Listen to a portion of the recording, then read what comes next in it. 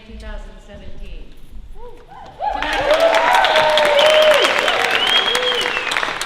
Tonight you'll hear original works of poem and prose. All the work you hear tonight has been written and rewritten during the last 2 weeks at YMA here at camp. You can see some of these pieces and more in the 2017 YMA zine, Never Ride an Untamed Bike Along Magnolia Way, which has been illustrated by the YMA Visual Arts Class.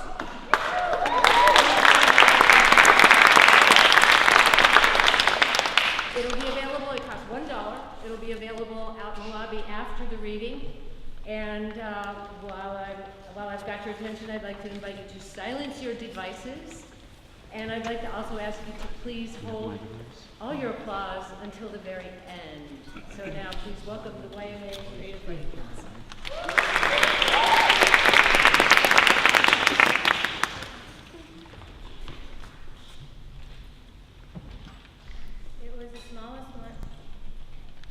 It was the smallest one I had ever seen, and it glistened underneath the sun. If you look close enough, you could see all the fingerprints of children that have once touched it. And the lipstick of the woman that sipped her coffee this morning lay bright red at the rim. Danny downed water, Sally sipped tea, the queen quaffed cranberry juice. The trick was to tinker with it until it gave up its secret, until it drew its curtains and hid from the world. Fear not, it's better this way. This toy should not belong in our circle, not after what it did.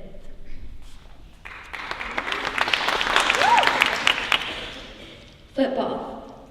Over 100 ways to say hello. I only know 3. Hello, hola, bonjour. Not one is better than the other.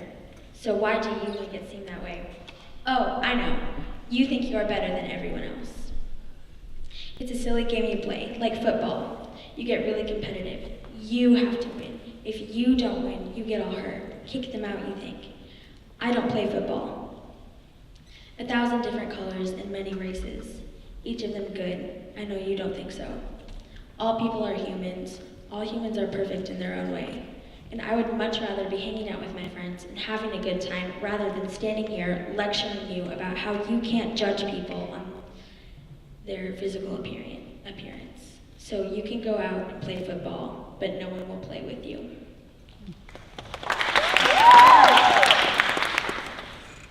The off-white fluffy jacket lies in the corner of my living room, the color of a dirty sheep who spent all of its days outside and never gets washed, like an innocent child playing in the filth and mud, refusing to take a bath, sitting in the chaos that is my house. Piles of laundry cover the couch, all over the bathroom, all over the hallway. Loads of dishes pile high in the kitchen, making the counters disappear, with food forever cemented on the rims of plates and bowls. Silverware, discarded in a bucket of murky water, set aside for years. As if a high school of kids trashed the place, a young girl's off-white fluffy jacket lies in the corner of my living room. Taking a second period math class at Cleveland High School. Enter classroom. Find desk. Not one in the front and not one on the side. Open gray backpack. Pull out damp notebook. Water must have spilled. Pull out water bottle. Empty. Ask to go fill it up. Leave and walk down hallway with bright orange hall pass. A sign on the fountain tells people not to drink the water because of lead in it. Turn to the water cooler next to it instead. It's empty because no one bothered to change the barrel. Attempt to lift up jug of water to change it. Collapse on the ground trying. Pick up bottle and continue down the hallway to the other cooler. There's 2 gum wrappers floating at the top. Fill water bottle. Screw lid on water bottle. Pick up hall pass and walk back to class. Slide shoes along floor. Attempt to solve problem on board. Sigh. Rest head on hand. Fire alarm goes off. Stand up. Feet shuffle. Down the stairs and out the door into the cool air. Teacher gives all clear. Some kid pulled the alarm again. Return to class. Bell rings. Class is over. Time for third period.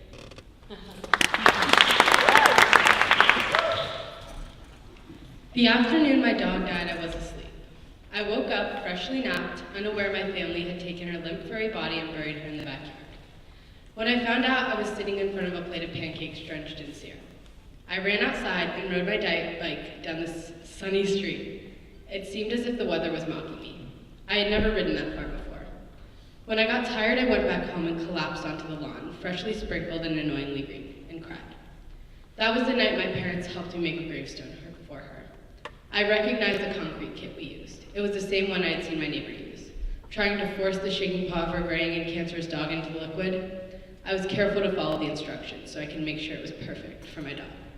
I engraved it with her name, Ginger, placing false diamonds and shards of brick on the stone. Right before it dried, I wrote 1995 to 2005. I haven't eaten pancakes since. Are you shaking? Jessie asked me quietly so Dr. Diggs couldn't hear. No, I said. I had realized the question was rhetorical, but pretended it wasn't. She didn't prod further. 22 years without a doctor's appointment. It wasn't what I expected. I noticed Dr. Diggs' nail polish, a lilac color, was chipped on more than one finger, and the dust ball in the corner gently swayed in the blow of the air conditioner. 22 years, and I never thought I would be so afraid. I could tell Jessie saw it now, the way my eyes didn't dare look up from the tiled floor, how my only responses to Dr. Diggs' questions were one word or inaudible. I didn't get scared often. After a few unsuccessful tries to find my heartbeat with a stethoscope, I was shepherded to an X-ray room. It was all a blur, a gust of wind in which I was a particle of dust. I stepped into the X-ray machine. Diggs' eyebrows wrinkled. I didn't need to wait for her to say it. I don't have a heart.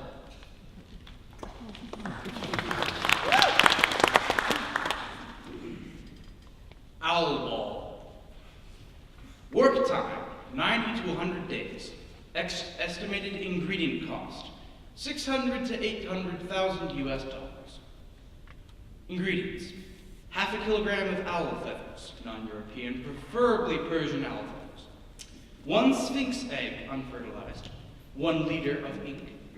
1/4 kilogram lunar clay. 4 milligrams angel's blood, Abrahamic. 1 serving Higgins brew, see page 206. Applications. An owl ball is a fragile yet potent tool for magic. It is used as a catalyst for magic that reveals and obscures, as a medium to communicate at long distances, and as a rite of entrance into most fey lands. An owl ball is most famous, however, for its ability to summon extra-physical entities at yet unrivaled speeds. Please bear in mind that said extra-physical entities may not enjoy being summoned by some rando.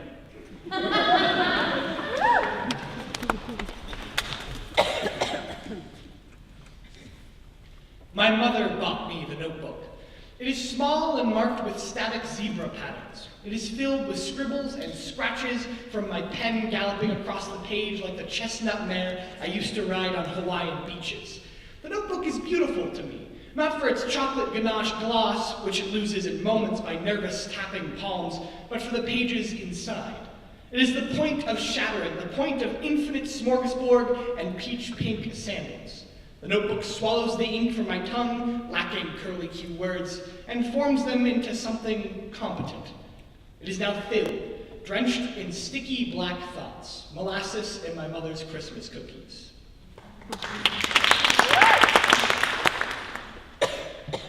Has no face. Now, I don't know for sure, but a face is triangular. If you take the 3 sides and rearrange them, they can form a line. If you use that line, you can reel in a fish. The green desk. He took all of his worksheets and documents, leaving his desk pristine. The only thing that was left was a lamp and a little white bowl he used to eat his apple slices out of last night. He had been working on a poem. Ritual for going to bed in the morning. What you will need: a bed, too many blankets, a pillow, long fuzzy PJ bottoms, and any comfortable shirt from drawer. Step 1. Wake up to the sun rising, birds chirping, and fall back asleep. Step 2. Wake up again, mid-afternoon, groggy and angry. Step 3. Lie in bed and stare out window and think about all the things you have to do today that you know you're not going to do. Step 4, lie in bed longer until you're hungry or have to go pee. Step 5, get up, check yourself out in the mirror, forget about having to eat or go pee, and fall back asleep on couch. Step 6, repeat next morning. Mornings at the coffee shop. The dark-haired man sits on a stool at the end of the coffee shop counter. His order is the same thing every morning, a cranberry scone and a large black coffee. He sits alone at the counter, leaning on his elbows. Sounds from the kitchen clatter in the background, accompanied by the smell of bacon. Glancing around the black and white tiled coffee shop, he drums his fingers on the table, making a flurry of short taps. Black and white. I'm curious about the world of black and white photos. They grip your consciousness and transport you back in time.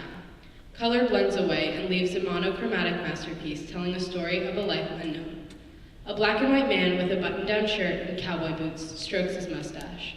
A gun rests in his belt as he looks at you. His eyes follow you. The dirt beneath his feet stands still, scared by the look on his face. He is alone in a black frame. Scratches of old age cross his body. He's in control of his black and white world. Breaking my vegetarianism. There's a stone in my stomach.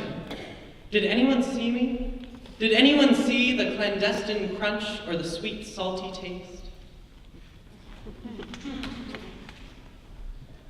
Don't look back. Eclipse the unknown. Creeping past withering walls, the pool hums, the walls giggle. Creeping past withering walls, goose space curls up, the walls giggle. I can't shake this need to breathe. Goose space curls up, a basement in my head. I can't shake this need to breathe, a corner caked in shadow. A basement in my head, the pool hums, a corner caked in shadow. Eclipse the unknown.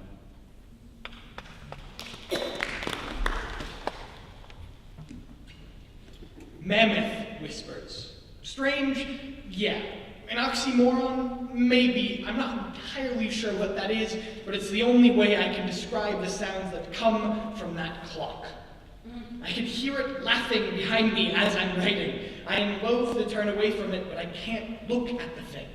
If you stare at it too long, weird things start to happen. It feels like you start to, I don't know, drift. Yeah, that's it. Drift. It feels like your very being is being detached from your body. 7 hours. 7 hours according to my laptop since I woke up at midnight, and it's still not light outside. Did I stare for too long? 19 hours. 19 God-forsaken hours, and that stupid thing is singing. Singing. And it's still not day. God, I'm losing my mind. The seasons. The seasons are a brown pencil and a pencil sharpener. The seasons are a checkerboard holding the weight of the pencil and the pencil sharpener. The seasons are the 2 stones placed next to the pencil. The seasons are a Sudoku board holding the weight of the lead that belongs to the pencil. The seasons are a magenta infinity sign over a Sudoku board. The seasons are a wooden table holding the weight of a checkerboard and Sudoku board, which holds the pencil and the pencil sharpener, as well as the lead, which holds the 2 stones that hold the magenta infinity sign. New family. It was the smallest one I had ever seen, and it was beautiful. Bright blue eyes and dark black hair. 3-year-old me got to hold her and love her. I can dress her up and do her hair. No need for Barbies anymore. She was my new best friend, and I loved that. That was the year my dad got married to my stepmom. I got to wear a purple and yellow dress and little shoes with bells. My stepmom's dress was not a normal wedding dress. It went down to her knees and had black flower-looking designs made with almost entirely a fabric that looked like thick black lace. Science class daydreams. The turbine has 3 stages with separate sets of blades that work at high, intermediate, and low steam pressures. Now I don't know, but steam pressures sound like whistling laughs. Funny people are famous, like cats on fences. Tall fences, short fences, medium fences, 3 stages in a turbine. Eclipse. An eclipse is when one thing covers another. The moon is covered by the sun. I went outside because I couldn't sleep and stood in the street. The moon disappeared. Everything was still.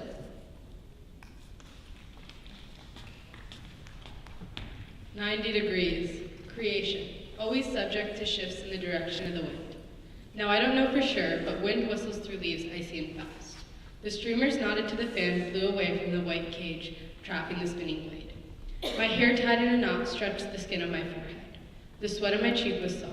The ocean pulled away my shoes.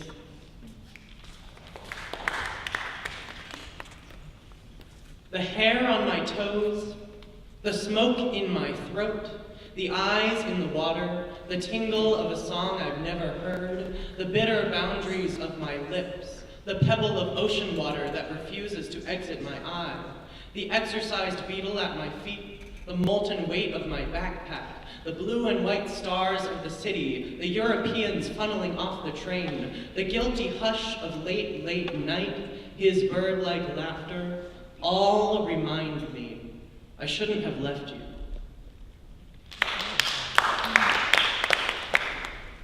Drip.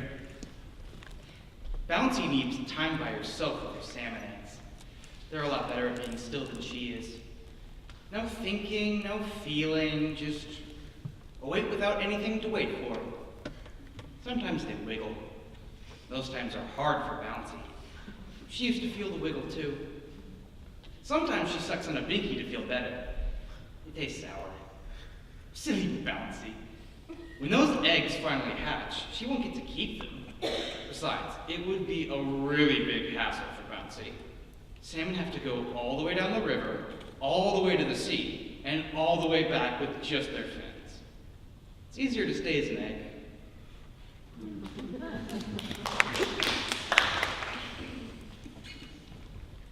How to waste your life. What you'll need: 1 personal computer, 1 World of Warcraft subscription, low self-esteem, snacks, preferably chips, 3 energy drinks, mix at your own risk, lack of ambition, 1 musical instrument, something edgy. Step 1. Play World of Warcraft until 3 a.m. on a school night. It doesn't have to be World of Warcraft, just something, anything to make you forget about the loneliness. Step 2. Wake up late. Decide it's not worth eating breakfast. You'll eat a big lunch. Step 3. Forget lunch and work on your generic fantasy novel titled The Will of Shadows that you know you're never going to finish. Lament lunch. Step 4. Argue with your parents about that job you both know you're not going to apply for. Music. Play the bass or listen to some Blink-182 to forget. Step 5. Look up monologues and pretend like you will get into Juilliard. Savor it. Step 6. Pretend like you did something today. Step 7. Repeat.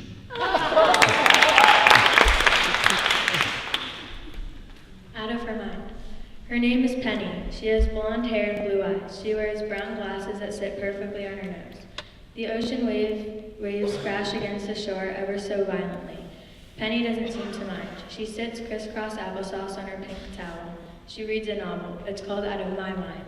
She glances at her watch. 11:53 a.m. Penny got up and ran. Black and white. I'm curious about the world of black and white, where all the colors have gone and you can tell right from wrong and sick from healthy. Yin and yang forming together to make the perfect sense of one thing to another. True peace, less chaos and noise. This world would not satisfy me. No colors in places you want to see them the most. I love my everyday life of colors, sounds, smells, traveling, eating, listening to music, and playing with the neighborhood kids.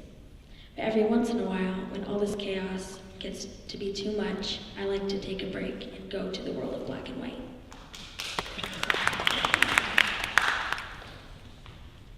Being a secret is lonely. Being someone's queen sounds boring. Being a human being, a heartbeat. Being just trying to be and eat cake. Being, with the spotlight on me at all times, makes me want to be by a creek.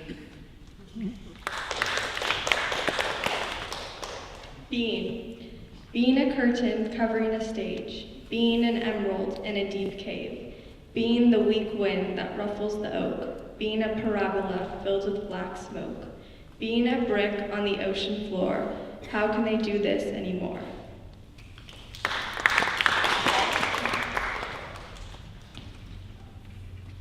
The eroded brass was speckled with brown dots. The emerald green wax clung to the inner walls. A cup of brass. It was a bell ringing every time I placed it on a table.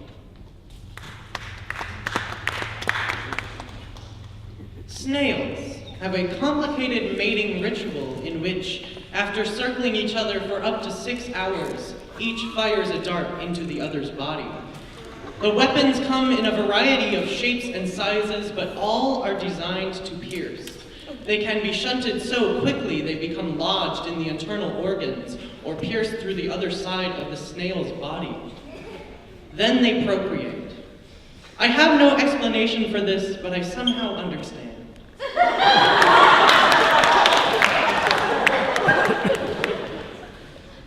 Cycles.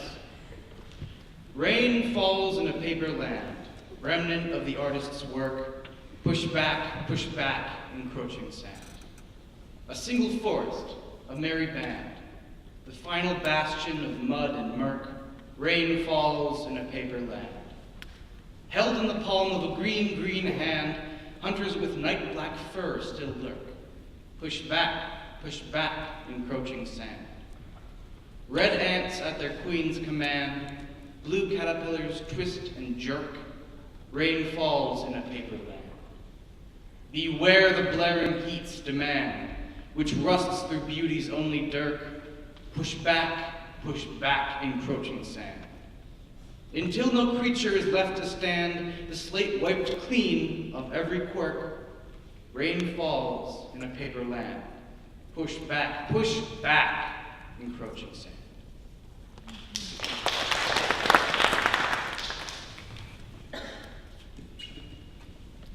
Music. He wandered through the market, careful not to step on any of the wares spread around him. The sun had long since passed its apex, but the bazaar was lively. There was music in the air.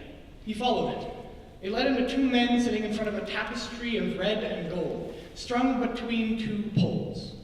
The first man, dressed in all red, held an instrument with uncountable strings and pegs. The second man pounded a steady beat and smiled. His smile was an invitation to dance. What you need to know is this.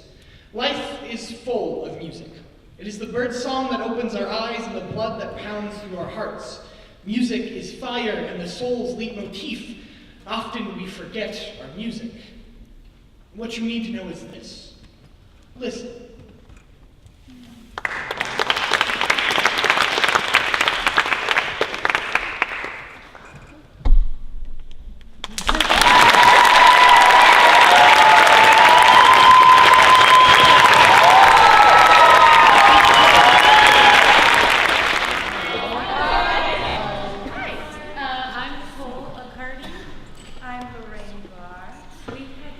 Very wonderful privilege of working with a group of students during this time at YMA in their elective period, which is 40 minutes during the day for the first 7. I think we have 7 days with them.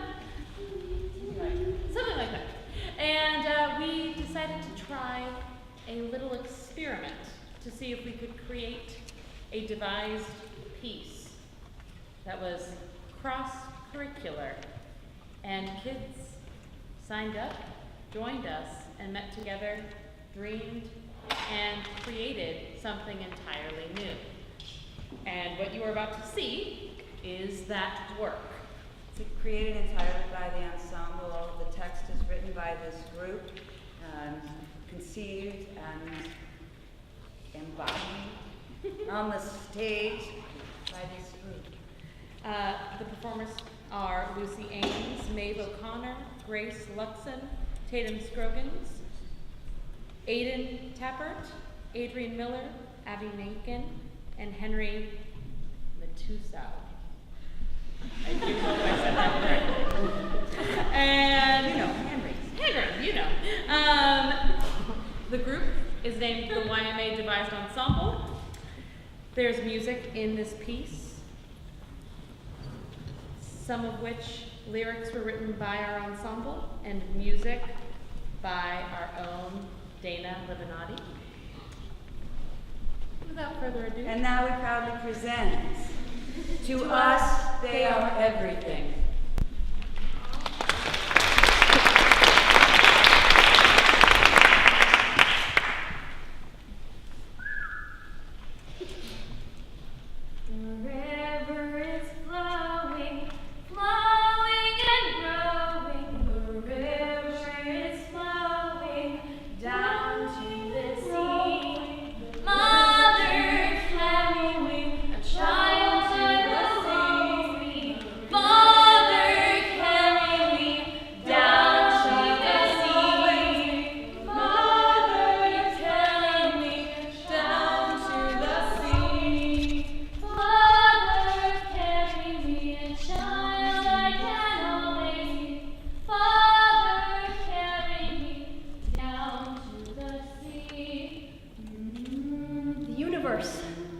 Unified, singular. What if that's not right? What if there's more than just one universe? More than just one chance? More than just one opportunity to depart on a frantic search for a purpose? Any justification for living? Hopelessness grasps at my heart as the mental image of the beard victorious floods my brain. Then, music, clapping, and it's in, red buzzer flashing. The wind is knocked out of me not from any physicality, but as the realization hits. Hypothesize for a moment.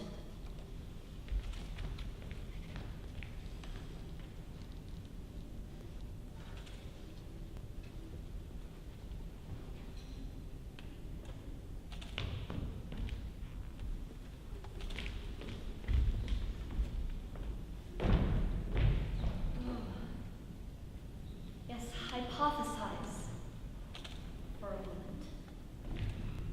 You can stay in the small, safe universe that you know.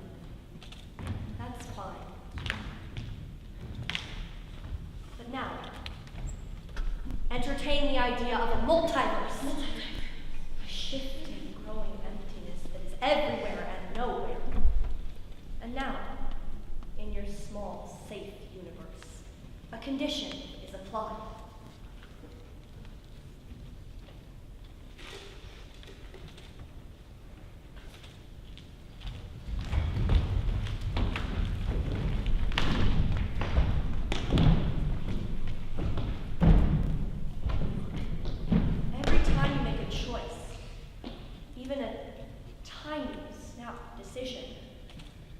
You create an epic amount of parallel universes where you made that decision differently. Now,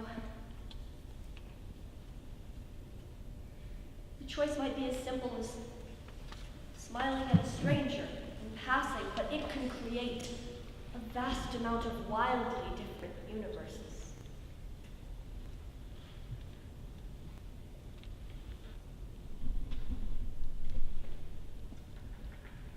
And because there are billions of people on Earth, each of those people makes hundreds, if not thousands, of minute choices each day.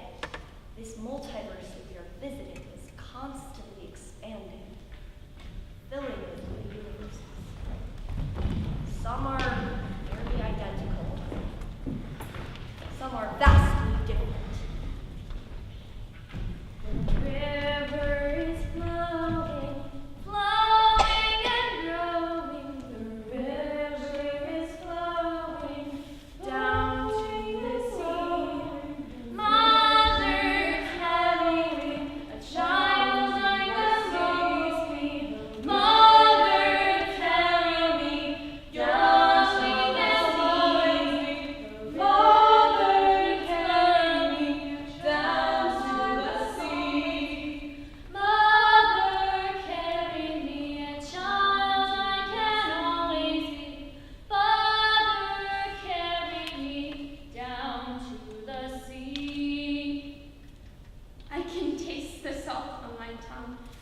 It brings my thoughts to the ocean. Picturing the ebb and flow of the water slows the whirlpool of words.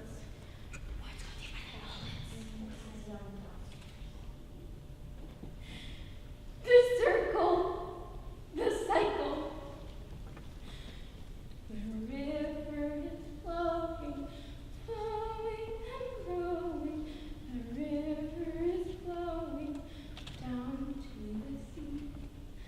Mother, carry me, child, I will always be.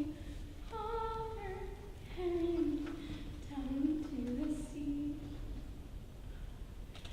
My parents, cursing and screaming away in their room. It's my fault, I know, because they're fighting about me.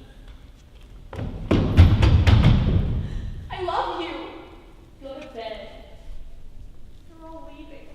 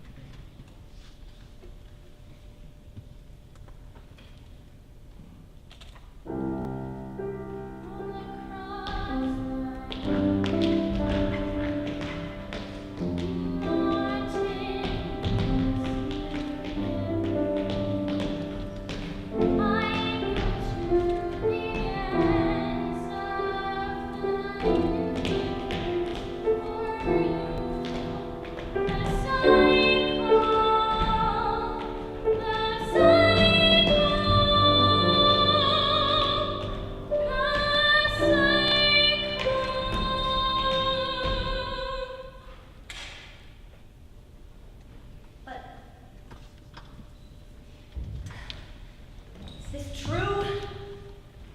Does any of this rambling matter if it doesn't prove a point?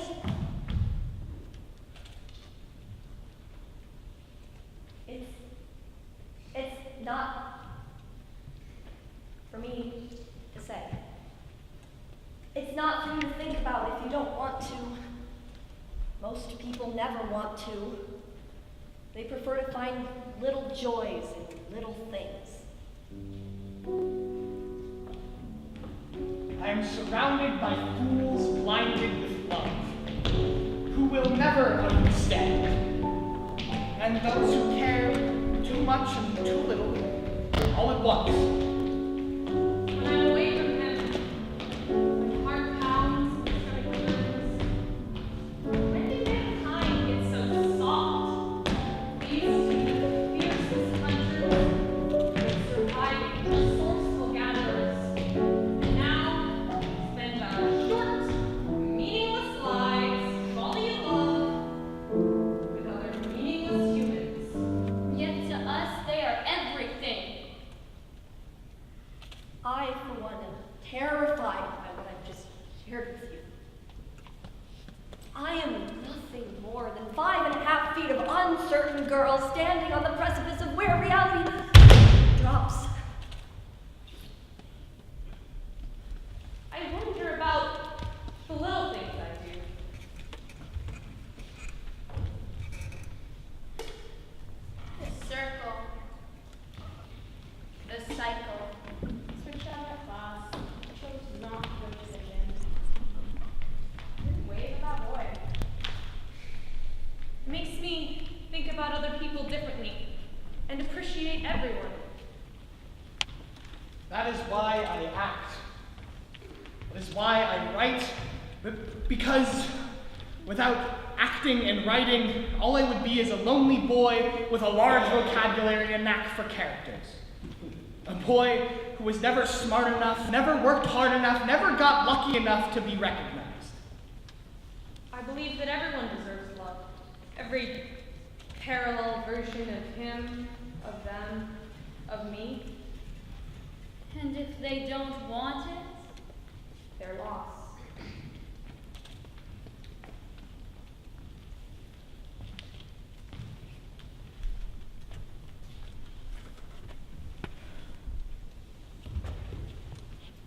I invite you to to retreat to your small, safe universe and think it over. The river is